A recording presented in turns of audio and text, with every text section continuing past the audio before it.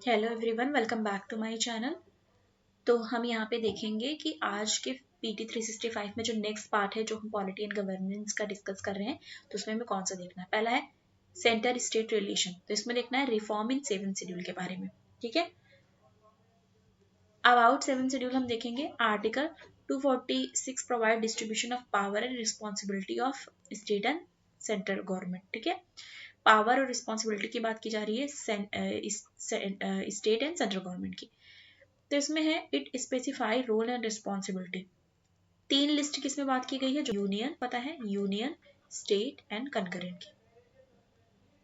ठीक है, आर्टिकल 248 क्या बात करता है, रेजिडरी पावर की।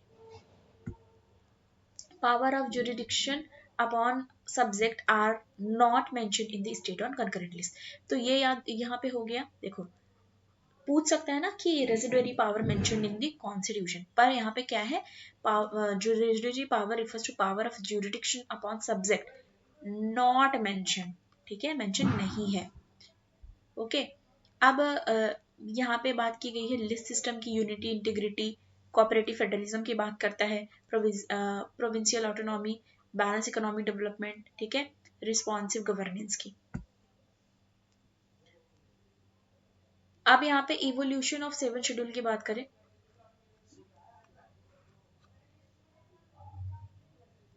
तो यहाँ पे बात हो रही है 1861 में क्या बात हो रही है, इंडियन काउंसिल एक्ट की बात हो रही है।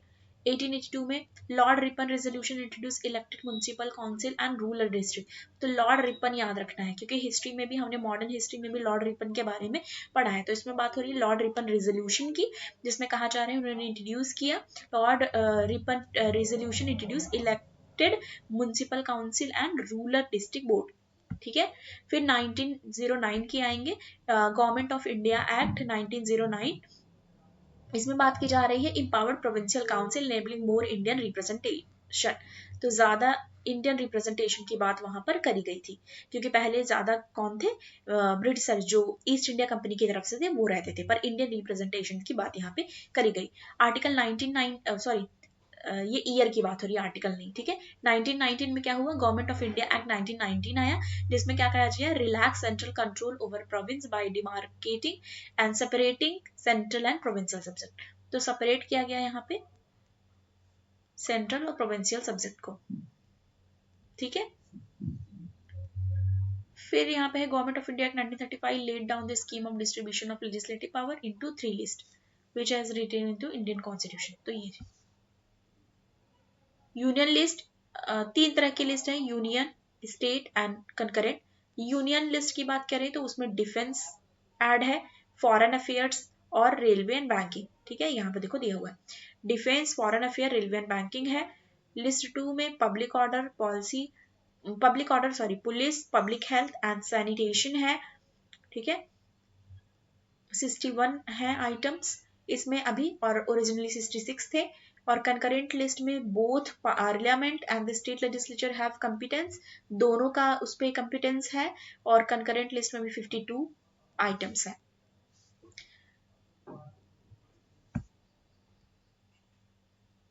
ठीक है, फिर यहाँ बात करेंगे अमेंडिंग 7th शेड्यूल। तो यहाँ पे है procedure for amending 7th schedule. इसमें बात की जा रही है provided under article 368 of part 20, ठीक है, ऑफ द कॉन्स्टिट्यूशन में है। Require majority of parliament not less than 2/3, not less than 2/3 होगा यहाँ पे, not less than 2/3 member. Okay, ये याद रखना है। प्रेजेंट एंड वोटिंग होगा, प्रेजेंट एंड वोटिंग जितने होंगे उसमें से कंसेंट होना चाहिए half of the state legislator, और ये किससे, सिंपल मेजोरिटी से। अब देखो ये बताया जा रहा है कि other provision that can amend in such a manner, इस मैनर में और कौन सा है जो अमेंड किया जाता है, जैसे कि जहां पे 2/3 मेंबर्स हो, प्रेजेंट एंड वोटिंग हो, और कंसेंट हो half of the state legislature का, और सिंपल मेजोरिटी से। तो इसमें एक तो इलेक्शन ऑफ प्रेसिडेंट है, ठीक है, इलेक्शन ऑफ प्रेसिडेंट है, और एग्जीक्यूटिव पावर है, supreme court and high court है। ठीक है, रिप्रेजेंटेशन ऑफ स्टेट पार्लियामेंट है, power of parliament to amend constitution and this procedure article 368। ठीक है, इतने हैं। अब नेक्स्ट आ जाता है सतलज यमुना लिंक कैनाल के बारे में।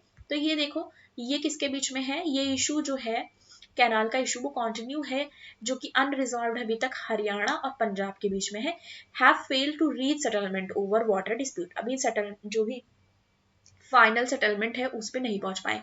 और रिवर कौन सी इन्वॉल्व है इसमें, ठीक है, जहां जहां ठीक है, जहां जहां स्टार लगाएंगे वो important, Ravi and Beas river है। अब देखो ये है, अब इसमें ये याद रखो कि ये connecting Sutlej and Yamuna river का है, 214 किलोमीटर लॉन्ग कैनाल है ये, ठीक है। प्रोवाइड हरियाणा एट सेपरेट, तो मतलब ये सारी चीजें जो जो हाईलाइट मैंने पहले कर रखा है। और ये है kept parliament sorry Punjab kept sitting riparian principle. Riparian principle क्या है, इसमें है owner of the land adjacent to the water body has right to use water. ये है, यहाँ पे पूरा बताया हुआ है कि यहाँ पे देखो चंडीगढ़ है, ठीक है, यमुना सतलज लिंक है, मतलब पूरा बताया है यहाँ पे। भाखरा डैम है यहाँ पे, रोपर इधर है, इधर सतलज है, इधर नांगल डैम है, ठीक है, भाखरा नांगल ये देखो इधर है, ठीक है। यमुना सतलज लिंक कैनाल इधर दिख रहा है कैनाल, ठीक है। तो ये है। अब यहाँ पे आगे हम आ जाएंगे, इसमें है इराडी ट्रिब्यूनल की बात यहाँ पे कर रहे हैं। अब major inter state water dispute, कौन कौन से वाटर डिस्प्यूट है, तो यहाँ पे देखो एक मैप के थ्रू इन्होंने बता दिया है। अब यहाँ पे हम देखेंगे कि क्या बोला जा रहा है। रवि ब्यास और सतलज रिवर पे कौन सा है, पंजाब हरियाणा और राजस्थान का है, वाटर डिस्प्यूट की बात यहाँ पे की जा रही है, ठीक है। देखो क्लियरली मेंशन है मेजर इंटरस्टेट रिवर डिस्प्यूट कौन कौन से है। नर्मदा रिवर पे है मध्य प्रदेश, गुजरात, महाराष्ट्र और राजस्थान का। और जो मांडवी और महादेई, मतलब इसको 3 नामों से जाना जाता है, उसमें गोवा, कर्नाटक और महाराष्ट्र का डिस्प्यूट है। कृष्णा रिवर पे जो स्टेट है डिस्प्यूट, किसके है state dispute, state river dispute, Maharashtra, Andhra Pradesh और कर्नाटका। पेरियार पे तमिलनाडु एंड केरला, कावेरी पे कर्नाटका, तमिलनाडु, केरला एंड पुडुचेरी, और गोदावरी पे Maharashtra, Andhra Pradesh, Telangana, Orissa, Madhya Pradesh. And state concern Vansadhara पे कौन कौन से, आंध्र प्रदेश एंड उड़ीसा। तो ये याद रखो कि वंशाधारा, गोदावरी, कावेरी और पेरियार, यहाँ पे मोस्टली साउथ इन्वॉल्व है, साउथ का स्टार्ट यहाँ पे हो गया है। अब नेक्स्ट अदर इंपॉर्टेंट न्यूज में देखेंगे तो 9 शेड्यूल की बात की गई है, जो कि एक इम्पॉर्टेंट है। 9 शेड्यूल की बात यहाँ पे की जा रही है। तो यहाँ पे कहा जा रहा है ये जो ऐड किया गया है 9 शेड्यूल, वो फर्स्ट अमेंडमेंट एक्ट 1951 से ऐड किया गया है, प्रोटेक्ट करने के लिए लॉ, ठीक है, judicial scrutiny on ground of violation of fundamental law. तो जो वायलेशन होता है फंडामेंटल लॉ, इसको प्रोटेक्ट करने के लिए ये चीजें की गई हैं। और IR Coelho and state of Tamil Nadu, supreme court ने क्या रूलिंग करी, मतलब उन्होंने रूलिंग दी, मतलब supreme Court rule that law can not escape basic structure, मतलब बेसिक स्ट्रक्चर को इंश्योर कर, मतलब प्रोटेक्ट करना है। Inserted into 9 schedule after 1973। आसपा रिमूव किया गया था मिनिस्ट्री ऑफ होम अफेयर के द्वारा, ठीक है। आसपा रिमेन्स फोर्स में रहा 3 स्टेट में, और अरुणाचल प्रदेश और जम्मू कश्मीर में भी। आसपा की बात करें, सेक्शन 4 ऑफ आसपा एक्ट, ठीक है, सेक्शन 3 ऑफ आसपा एक्ट, तो ये इसके रिलेटेड भी न्यूज में रहा था। फिर Indo Naga cease fire agreement की बात हुई है, ठीक है, तो ये भी एक फिर न्यूज है। फिर आगे आएंगे, महाजन कमीशन की बात करें तो ये किस लिए था, सेटअप महाजन कमीशन रिजॉल्व करने के लिए बॉर्डर डिस्प्यूट को महाराष्ट्र, कर्नाटक और केरला के बीच, ठीक है। और इस पे ये कहा गया बेलागवी जो बेलगाम है, 247 विलेज रिमेन विद कर्नाटका, पर बाद में क्या हुआ, महाराष्ट्र ने रिजेक्ट किया रिपोर्ट को 2004 में, और सुप्रीम कोर्ट गए, और फिर भी जो बालागवी है वो अभी किसका पार्ट है, करंटली वो पार्ट है कर्नाटका का। अब ये नेक्स्ट सेक्शन आ गया है हमारा जुडिशरी से रिलेटेड, क्या क्या न्यूज है। पीआईएल से रिलेटेड आया है, पब्लिक इंटरेस्ट लिटिगेशन से रिलेटेड आया है। इसमें सुप्रीम कोर्ट ने क्या किया है, recently supreme Court objected to frivolous public interest litigation petition, impose penalty on petitioner for filing luxury litigation. तो पेनाल्टी लगा है लग्जरी लिटिगेशन फाइल करने के लिए। तो यहाँ पे कहा गया है PIL based on the article, किस पे बेस्ड होता है PIL, based on the article 39A पे, जस्टिस विदाउट एनी डिस्क्रिमिनेशन। और ये इसलिए है कि स्टेट इंश्योर कर पाए, सिक्योर कर पाए जो भी जस्टिस हो वो विदाउट एनी डिस्क्रिमिनेशन हो, मतलब कास्ट, रिलीजन, क्रीड, इस पे बेस्ड ना हो, एक निष्पक्ष तरीके से जस्टिस मिल पाए, न्याय मिल पाए। PIL is the power given to public by court. तो ये पब्लिक को दिया गया है, ये हम लिख सकते हैं अगर PIL से रिलेटेड क्वेश्चन आया कि ये एक पावर है जो कि पब्लिक को दिया गया है कोर्ट के द्वारा। ओके, ये चीजें हैं यहाँ पे। अब नेक्स्ट हम देखेंगे, इसमें है sum of the matter which are concern under PIL। कौन कौन से PIL के अंदर आते हैं? बॉन्डेड लेबर है, एट्रोसिटी ऑन वुमेन है, ठीक है, bonded labour, atrocity on environment pollution, food adulteration. Environment pollution से रिलेटेड एक जूही चावला ने भी केस किया था, आपको याद होगा, जो वो टावर लगाए जा रहे थे उसके लिए, हालांकि उसकी कोई सुनवाई नहीं हुई थी, उसको रिजेक्ट कर दिया गया था। Maintenance of heritage law and culture, तो इस चीज से रिलेटेड कर सकते हैं। इंपॉर्टेंट जुडिशियल जो प्रोनाउंसमेंट रहे हैं वो SP Gupta versus union of India 1981 में रहे हैं। और इसमें कहा गया है कि any member of the public NGO acting benefit can invoke writ, तो ये है। और MC मेहता में है PIL कैन बी फाइल्ड, कोई भी सिटीजन फाइल कर सकता है, ठीक है। और organisation with condition based on the personal agenda but public interest, वो कर सकता है पर अगर पब्लिक के इंटरेस्ट में वो चीजें हो तो, क्योंकि ये मेनली पब्लिक इंटरेस्ट लिटिगेशन है, ठीक है। ओके, देखो यहाँ पे लिखा है पब्लिक इंटरेस्ट लिटिगेशन, इसका नाम ही PIL है, ठीक है। कोर्ट में भी टेक अवेयरनेस, तो अवेयरनेस और ये सब। ट्रिब्यूनल की बात करें, recently supreme court stated that national green tribunal is subordinate to high court. इसके बारे में बहुत बार न्यूज भी किया है, द हिंदू में भी, ठीक है। अब यहाँ पे writ jurisdiction of high court article 2 है, इसकी बात की गई है, इस केस में कर सकते हैं। नेक्स्ट देखेंगे 42nd constitution amendment 76 added by स्वर्ण सिंह कमेटी के द्वारा किया गया है। ये कमेटी पूछ सकता है, और हाई कोर्ट का है constitution of India only. Next आएंगे NGT की बात करें, एस्टैब्लिश किया गया है गवर्नमेंट के द्वारा अंडर NGT एक्ट 2010, ठीक है। और इसमें at least 10 and maximum 20 judicial member होंगे और एक्सपर्ट मेंबर होंगे, और इसका टेन्योर होता है 5 इयर्स के लिए, ठीक है। नॉट एलिजिबल फॉर रीअपॉइंटमेंट, तो रीअपॉइंटमेंट के लिए फिर नेक्स्ट देखेंगे हम, जो हमको पॉइंट्स जानने हैं हमको बस उतने देखने हैं, वरना ठीक है। आगे आएंगे, अपॉइंटमेंट ऑफ जजेस को लेके, प्रेजेंट सुप्रीम कोर्ट है 32 जजेस है प्रेजेंट टाइम में। एज पर आर्टिकल 124(1) ये कॉन्स्टिट्यूशन में इंडिया में जो है उसमें कहा गया है parliament by law prescribe strength, parliament law के थ्रू प्रेस्क्राइब कर सकती है कि क्या स्ट्रेंथ होगी, ठीक है। ये भी यहाँ पे दिया गया है। फर्स्ट जज केस की बात की जा रही है SP गुप्ता केस की, जिसमें क्या हुआ था, Supreme Court rule recommendation made by CJI to president can be refuse cogent reason and may be giving greater say to executive, तो ये बात हुई। सेकेंड जज केस की बात हुई, ठीक है। थर्ड जज केस, तो 3 जज केस भी रहे हैं, ये भी याद रखना है आपको। नेक्स्ट आएंगे हम, प्रिजन रिफॉर्म की बात की जाए तो इसने NCRB जो है नेशनल क्राइम रिकॉर्ड ब्यूरो ने रिलीज किया है प्रिजन स्टैटिक इन इंडिया। इसके बारे में आपको अगर याद होगा, जो लोग वीडियो वो देखते हैं हमारा द हिंदू का और शॉर्ट नोट का, तो पैरोल और फरलॉक के बारे में हमने डिस्कस वहाँ पे डिटेल में किया हुआ है। तो इसमें बात की जा रही है prison is a state subject, ये याद रखना है कि प्रिजन जो वर्ड है वो स्टेट सब्जेक्ट है, ठीक है। It is governed by Prison Act 1894. Ministry of Home Affairs provide regular guidance and advice, ठीक है। तो इसमें चीजें दी गई हैं कि कैसे उनको जैसे जो सजा होती है फिर उनको छुट्टी पे आने को मिलता है जेल से, तो पैरोल फरलोक की बात हमने डिटेल में वहां पे की हुई है, आप जाके नोट्स पीछे पलटेंगे तो वहां पे आपको दिखेगा। NCRB की बात हुई है, NCRB क्या है, function as clearing house of information crime and criminals के लिए, ठीक है। और इसमें बात हुई है report release by NCRB accidental death suicide in India, crime जो इंडिया है, और प्रिजन स्टैटिक, तो 3 चीजों पे रिलीज करती है, एक्सीडेंटल डेथ और सुसाइड पे, क्राइम्स पे और प्रिजन स्टैटिस्टिक पे, ठीक है। और फिर नेक्स्ट हम देखेंगे, इसमें है provide data number of available capacity different from jail strength, ठीक है। 8 out of every 10 prison in India jail are awaiting trial. Uttar Pradesh jail record highest number of under trial है, तो अगर किसी स्टेट का पूछ लिया तो याद रखना है कि उत्तर प्रदेश जेल जो है वो highest number of under trial है, फॉलोड बाय उसके बाद है बिहार और महाराष्ट्र, फर्स्ट नंबर पे UP है। फिर देखेंगे, नेक्स्ट आएंगे डेथ पेनाल्टी के बारे में देखेंगे। रिसेंटली सुप्रीम कोर्ट है सुओ मोटो की चीज के लिए कि रिव्यू करे वो जो भी प्रोसेस हो जिसके थ्रू कोर्ट जो है वो डेथ पेनाल्टी दे रही है।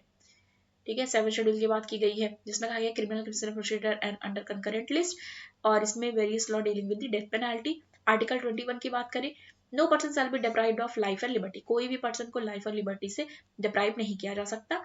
और मर्सी पार्डन पावर किसके पास है, इंपॉर्टेंट, प्रेसिडेंट के पास और गवर्नर के पास। मर्सी पार्डन पावर प्रेसिडेंट और गवर्नर के पास है, article 72 and article 161। Indian Penal Code law outline the provision for the death penalty in India and a list of offences, तो ये याद रखना है। फिर देखेंगे death penalty India and it's framework, capital punishment यहाँ पे होती है इंडिया में मोस्टली। ठीक है, 488 प्रिजन वर्ड डेथ रो पे है। पंजाब और Madhya Pradesh introduce death penalty for causing death by spurious liquor. Bachan Singh versus state of Punjab जो केस रहा उसमें कॉन्स्टिट्यूशनल वैलिडिटी दी गई, death penalty due to procedure safeguard 1980 में। तो ये सारी चीजें हमने लक्ष्मीकांत में ऑलरेडी कवर कर रखी है, आपने मतलब पढ़ा ही होगा आप सबने। ठीक है, life imprisonment and death sentence की बात यहाँ पे की जा रही है। बच्चन सिंह वाला ये है कि Bachan Singh versus state of Punjab में क्या कहा गया कि rarest of the rare case में, rarest of the rare case में क्या किया जाएगा, डेथ पेनाल्टी दी जाएगी। नेक्स्ट आएंगे लीगल सर्विस अथॉरिटी। नालसा की बात की गई कि वो कॉन्स्टिट्यूट हुआ है नालसा जो LSA 1987, monitor implementation of legal aid programmes जो होंगे उसको इम्प्लीमेंटेशन के लिए किया जाएगा। आर्टिकल 14 क्या बात कर रहा है, shall not deny person equality before law and equal protection of law, ये इंपॉर्टेंट है। Equality before the law, equal protection law होना चाहिए आर्टिकल 14 के थ्रू जितने भी होंगे उनके लिए।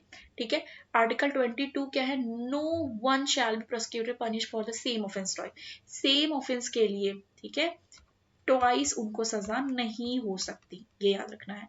आर्टिकल 21 क्या करता है कि सबको लाइफ एंड पर्सनल लिबर्टी के लिए राइट है। ठीक है, और 22 में कहा गया है arrest shall be right to consult and defended by the legal practitioner of his choice, उसको चॉइस दी जाएगी कि वो अपना लीगल जो प्रैक्टिशनर है उसको हायर कर सके। आर्टिकल 32 और 226 में कहा क्या जा रहा है, इन्फोर्सिंग राइट, हाँ इसमें कहा जाता है declaring any accused who is denied right of speedy trial is entitled to approach supreme court, तो वो सुप्रीम कोर्ट जा सकता है। ठीक है, आर्टिकल 39A क्या कहता है, free legal aid and poor weaker section of society ensure justice for all, तो फ्री लीगल एड प्रोवाइड किया जाएगा। ठीक है, फ्री किया जाएगा जो भी पुअर सेक्शन के होंगे, ठीक है, उनके लिए। लाइव स्ट्रीमिंग कॉन्स्टिट्यूशन बेंच, तो first time supreme court live stream की है कॉन्स्टिट्यूशन बेंच हियरिंग को, और लाइव जो स्ट्रीमिंग है सुप्रीम कोर्ट प्रोसीडिंग, ये पार्ट है third phase of e court programme का, प्रोजेक्ट का, सॉरी। ठीक है, 2018 में Swapnil Tripathi versus supreme court, उसमें सुप्रीम कोर्ट ने डिक्लेयर किया कि live telecast of court proceeding part है राइट ऑफ एक्सेस जस्टिस का। ठीक है, आर्टिकल 21 ऑफ द कॉन्स्टिट्यूशन, अब ऐसे ही फंसाता है। ठीक है, ऐसे ही क्वेश्चन देगा, right to access justice, article 21 of the constitution, article 21 लिख देगा तो ये कंफ्यूजन होगा कि अच्छा राइट टू एक्सेस था ऐसा, तो ये याद रखने का है। 6 कोर्ट्स हैं अभी तक जो स्ट्रीम कर रहे हैं, गुजरात, उड़ीसा, कर्नाटका, झारखंड, पटना, मध्य प्रदेश, और उनके चैनल्स हैं यूट्यूब पे, उसके थ्रू वो लाइव स्ट्रीमिंग करते हैं। ठीक है, कुछ केसेस दिए हुए हैं ये जो है, आगे आएंगे हम फिर देखेंगे और कौन सा हमारा देखना है। ठीक है, नेक्स्ट, तो ये सारी चीजें जो भी हैं वो बहुत ज्यादा इम्पोर्टेंट है, ये आप खुद ही देख सकते हो कि हम लोग थ्रू आउट जो द हिंदू में डिस्कस करते थे उससे रिलेटेड भी चीजें जो है वो आई हुई हैं। ठीक है, अब यहाँ पे देखो ग्राम न्यायालय, ये भी इम्पोर्टेंट है। ग्राम न्यायालय से related Supreme Court sought to response from all High Court on जो 2019 का प्ली है, और seeking to direction to centre and all state to set up a Gram Nyayalaya. ठीक है, as of December 2021 476 Gram Nyayalaya has been notified by 15 state and 256 are operational in 10 state. ठीक है, कुछ operational state में है और कुछ नोटिफाई हो चुके हैं। Law commission in 114th report suggest establishment of Gram Nyayalaya, तो किसमें 114th रिपोर्ट जो है उसमें। इन 2008 पार्लियामेंट पास ग्राम न्यायालय एक्ट, 2008 में 2008 में पास किया था पार्लियामेंट ने ग्राम न्यायालय एक्ट को। नार्को टेस्ट की बात करें तो उसमें क्या करते हैं, सोडियम पेंटोथल इंजेक्ट करते हैं बॉडी में, ठीक है, एक्यूज के, फिर transport them to hypnotic and sedated state में ले आते हैं और फिर क्वेश्चंस पूछते हैं जो भी होता है, ठीक है। मध्य प्रदेश फर्स्ट स्टेट बना है जो आइडेंटिफाई किया है डिजीज पर्सन थ्रू नेफिस, मतलब national automated fingerprint identification.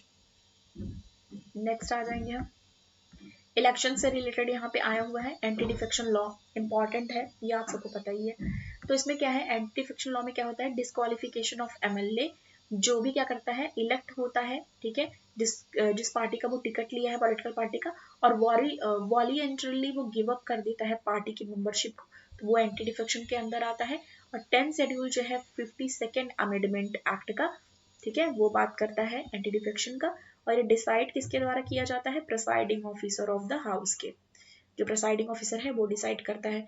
Ground क्या है डिस्क्वालिफिकेशन का, वो अब्सटेन हो जाए वोटिंग से, ठीक है, और जो नॉमिनेटेड मेंबर है वो ज्वाइन कर ले किसी और पॉलिटिकल पार्टी को आफ्टर एक्सपायरी ऑफ 6 मंथ, ठीक है।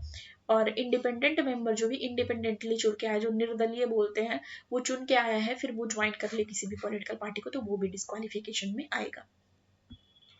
फिर Lok Sabha shall have normal term of 5 year.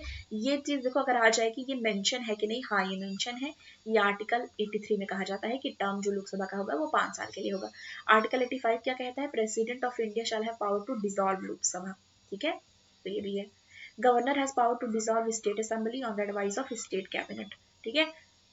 Term legislative assembly has 5 year, तो ये सारी चीजें मेंशन है, ठीक है, आर्टिकल 83, 85, 172, 174 में। डिलिमिटेशन कमीशन इंपॉर्टेंट है ये भी। तो जितनी सारी चीजें पीटी 365 में दी है मोस्टली इंपॉर्टेंट है, ये हमको करके ही जाना चाहिए। तो इसमें डिलिमिटेशन कमीशन वो सेटअप कब हुआ था, 6 मार्च 2020 को। रीड्रॉ बाउंड्रीज असेंबली के लिए प्रपोज किया गया था, number of state and UT 83 to 90। अब इसमें बात क्या हो रहा है, जो डिलिमिटेशन का है, ये section 8A of RPA act 1950 के उस पे आधार पे कि president can order delimitation exercise, तो रहता नहीं कि कौन ऑर्डर कर सकता है, ऑप्शन दे देंगे, तो इसमें याद रखना है कि प्रेसिडेंट ऑर्डर कर सकता है डिलिमिटेशन एक्सरसाइज के लिए, अरुणाचल प्रदेश में, असम, मणिपुर में और नागालैंड में, ठीक है। Delimitation exercise have not been carried out for last 25 years in this state, ठीक है, इन स्टेट्स में, जो कि अरुणाचल प्रदेश, आसाम, मणिपुर, मेघालय, सॉरी मेघालय नहीं है, नागालैंड में नहीं हुआ है 51 ईयर्स से। लास्ट डिलिमिटेशन एक्सरसाइज हुआ था 2002 और 2008 में, ठीक है, ये है। तो ये सारी चीजें दी हुई हैं। अब नेक्स्ट आया हुआ है इलेक्टोरल बॉन्ड से रिलेटेड, तो ये क्यों है न्यूज में। Recently data from state bank of India, उसमें शुरू किया गया कि 2018 से लेकर के पॉलिटिकल पार्टीज जो हैं वो उन्होंने कलेक्ट किया है 10,000 crore from electoral bonds. Electoral bond से रिलेटेड यहाँ पे आए हुए देखेंगे, N electoral bond interest free finance instrument होता है, ठीक है।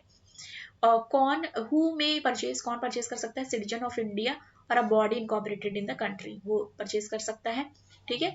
When may such bond may be bought 10 days in January, April and July and October में, जनवरी, अप्रैल, जुलाई, अक्टूबर, इसको ऐसे याद कर लो, JAJO,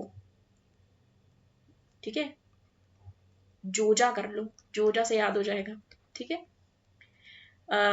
15 days सिंस इशुएंस होता है लाइफ स्पैन, और 1%। अब देखो ये क्या है, political which political parties are eligible, कौन सी एलिजिबल है रिसीव करने के लिए डोनेशन थ्रू इलेक्टोरल बॉन्ड, तो कोई भी पॉलिटिकल पार्टी हो जिसका जो सिक्योर करे 1% वोट, जो लास्ट लोकसभा और स्टेट असेंबली इलेक्शन का है, तो वो एलिजिबल होता है कि लास्ट लोकसभा जो भी और स्टेट असेंबली में 1% वोट शेयर होना चाहिए उसका।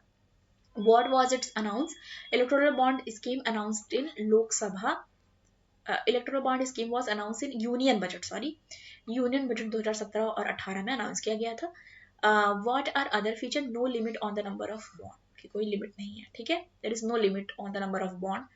ये भी याद रखना है कि कोई लिमिट नहीं है कि बॉन्ड इतना ही ले सकते हैं। इलेक्शन लॉ अमेंडमेंट एक्ट जो है इसमें है amend representation of people act, RPA act की बात की जा रही है 1950। एंड आरपी एक्ट 1951 की इम्प्लीमेंट सेंटर इलेक्टोरल रिफॉर्म्स से रिलेटेड है। इसमें है to provide four qualification dates calendar each year, January 1, April, July and October 1। Act replaced, ये एक्ट में रिप्लेस हुआ है वाइफ विद स्पाउस, मतलब वाइफ की जगह स्पाउस कर दिया गया है। और ये किसमें हुआ है? इलेक्शन लॉ अमेंडमेंट एक्ट में। ओके, नेक्स्ट है, नेक्स्ट देखेंगे। Section 21 of act required oversee electoral by the physical present in the electoral constitution to cast their vote। तो ये सब चीजें वोटिंग के लिए। प्रॉक्सी वोट क्या होता है? इंट्रोड्यूस हुआ था 2003 में, ठीक है। और इसमें कहा गया only classified service voter which include member of the arm force. ये इंपॉर्टेंट है हमारा कि जो मेंबर्स जैसे बीएसएफ है, सीआरपीएफ है, सीआईएसएफ है, ठीक है, इंजीनियरिंग रिजर्व फोर्स है, बॉर्डर रोड ऑर्गेनाइजेशन है, बीआरओ है, तो ये लोग क्या कर सकते हैं? प्रॉक्सी वोट कर सकते हैं। Electronically transmitted postal ballot system, तो ये किस लिए है? Transmitted through electronic means of service, member of arm force के लिए है, पुलिस के लिए है, गवर्नमेंट एम्प्लॉयज के लिए है, आउटसाइड जो इंडिया में रह रहे हैं जैसे डिप्लोमेट वगैरह, एंड देयर स्पाउस, जो वो और उनके स्पाउसेस बाहर रह रहे हैं उनके लिए, ठीक है। Postal ballot for NRI, postal ballot है एनआरआई के लिए। Propose an extension of ETPBS facility to NRI registered overseas electoral have, ठीक है, तो मतलब एनआरआई के लिए। अपॉइंटमेंट ऑफ इलेक्शन कमिश्नर की बात की जाए, ठीक है, ईसी की, तो इसमें है recently private member bill introduce हुआ लोकसभा में regarding formation of selection committee for election commissioner. तो एक सिलेक्शन कमेटी बनाने के लिए इलेक्शन कमिश्नर के लिए ये चीज आई, लोकसभा में इंट्रोड्यूस किया गया बिल। अब इसमें more about the news, bill also insulate appointment process of EC mandate they should not be eligible for any post retirement job, post retirement job के लिए एलिजिबल नहीं रहेंगे, ये बात की गई। It six member of EC including election commission to appointed by PM led panel. Next इसमें देखेंगे कुछ चीजें जो कि इंपॉर्टेंट है। तो ये याद रखो कि फिक्स टर्म इनका होता है 6 ईयर, 5 ईयर नहीं होता, ये याद रखना, कंफ्यूजन इससे क्रिएट हो सकती है। Regional commission of fix term of, और रीजनल कमिश्नर का 3 ईयर्स के लिए। अब ये अपॉइंटमेंट देखो, इलेक्शन कमीशन ऑफ इंडिया क्या क्या चीजें हैं उससे रिलेटेड। अपॉइंटमेंट किसके द्वारा होगा? प्रेसिडेंट के द्वारा, ठीक है। आर्टिकल 324 सब क्लॉज 2 यानी कि 324 सब क्लॉज 2 में है। टेन्योर 6 ईयर्स अभी देखा हमने। एज ऑफ 65 तक, विच एवर इज अर्लियर, मतलब चाहे 65 का पहले हो जाए या 6 ईयर कंप्लीट हो जाए तो वो रिटायर हो जाएगा। सर्विस कंडीशन होती है जैसे जजेस ऑफ सुप्रीम कोर्ट की होती है, उसी तरीके से सर्विस कंडीशन है, ठीक है। इलेक्शंस में कौन कौन से इन्वॉल्व रहता है? लोकसभा के, इस तरह के क्वेश्चंस पूछता है ना कि पंचायती राज इंस्टीट्यूशन का इलेक्शन कराता है कि नहीं, इस टाइप का। इलेक्शन ये लोकसभा का कराता है, राज्यसभा का, स्टेट लेजिस्लेटिव असेंबली का, और ऑफिसेज जो है प्रेसिडेंट और वाइस प्रेसिडेंट का, ठीक है। ये चीजें सोशल डेमोक्रेसी से रिलेटेड आया है, तो ये क्यों आया है? Nordic Scandinavian model of social democracy is established due to recent Sweden election. Sweden election के कॉन्टेक्स्ट में था तो इसलिए आया हुआ है, ठीक है। नॉर्डिक कंट्री के बारे में भी हमने अपने शॉर्ट नोट वगैरह में डिस्कस किया है, वो देख लेना। Nordic model of social democracy combined to social welfare and economic system की बात की जाती है। नॉर्डिक कंट्रीज कौन कौन सी? ये ऑलरेडी यहाँ पे देखो मेंशन है, Sweden, Norway, Finland, Denmark and Iceland. Sweden, Norway, Finland, Denmark and Iceland, ठीक है। तो ये 5 है। Help these countries achieve significant outcome, जैसे कि high level international trade, globalisation, economic process, low level inequality, high living standard, highest labour participation, तो ये सारी चीजें इंश्योर हो पाए इसलिए किया गया। सोशलिज्म और capitalism, social democracy is ideology that seeks to promote egalitarian within a capitalist system involve using social and economic intervention। तो मतलब एक डेफिनेशन दिया हुआ है, मतलब एक बताया हुआ है सोशलिज्म और कैपिटलिज्म क्या है। इक्वालिटी की बात की जाए, social democracy seeks to create greater equality within society, ठीक है, which greater equality can be achieved. Evolution versus revolution की बात यहाँ पे की जा रही है, ठीक है। यूनिवर्सल सर्विस की बात की जा रही है, तो ये सारी चीजें यहाँ पे है, ओके। अदर इंपॉर्टेंट न्यूज देखें, association of Asian election authority, ठीक है, रजिस्टर्ड अनरिकॉग्नाइज्ड पॉलिटिकल पार्टी भी यहाँ पे, ये सारी चीजें भी यहाँ पे दी हुई है, पर हम वही डिस्कस कर रहे हैं जो कि हमारे लिए इंपॉर्टेंट है। ये वाला पूछ चुका है, पीवाईक्यू में भी आया था, PYQ में भी आया था और मॉक टेस्ट में भी आया था, ठीक है। तो election commission reservation and allotment से रिलेटेड, ठीक है। तो बट इसमें बात किया गया election commission reservation and allotment order empowered ECI को कि वो क्या कर सकते हैं, नेशनल स्टेट पार्टी को एक जो भी राइवलरी अराइज हो जाती है किसको लेकर के, सिंबल को लेकर के, तो उसके लिए वो डिसाइड करेंगे, ठीक है। और इसमें है it almost dispute decide by EC, so for EC decide करेगा, clear majority of the party delegate office bearing MPs MLA and support to one of the faction, ठीक है। तो ये EC के हाथ में होता है। Contesting election from multiple seat, तो दिनेश गोस्वामी कमिटी रिपोर्ट 1990 में लाई 170 reports of the law commission on the electoral bond and also include recommendation for the restricting one contestant to one seat, ठीक है। One contestant to one seat किसमें, ये define है Dinesh Goswami committee में, ठीक है। फिर हम नेक्स्ट आएंगे रजिस्ट्रेशन ऑफ इलेक्टर्स की बात की है, legal amendment RPI 1950, 17 years of age can be in advance, तो ये सारी चीजें यहाँ पे डिस्कस हुई हैं, ओके। अब इंपॉर्टेंट लेजिस्लेटिव बिल की बात हो रही है, लंबी हो जाती है, लंबी हो जाती है, लंबी हो जाती है, लंबी हो जाती है, लंबी हो जाती है, तो ये थी चीजें जो आज के लिए हमें डिस्कस करनी थी, okay. Thank you so much. Next part में हमारा सारा कंप्लीट हो जाएगा, फिर मैं सबको कंबाइन करने की कोशिश करूंगी, ओके। Thank you.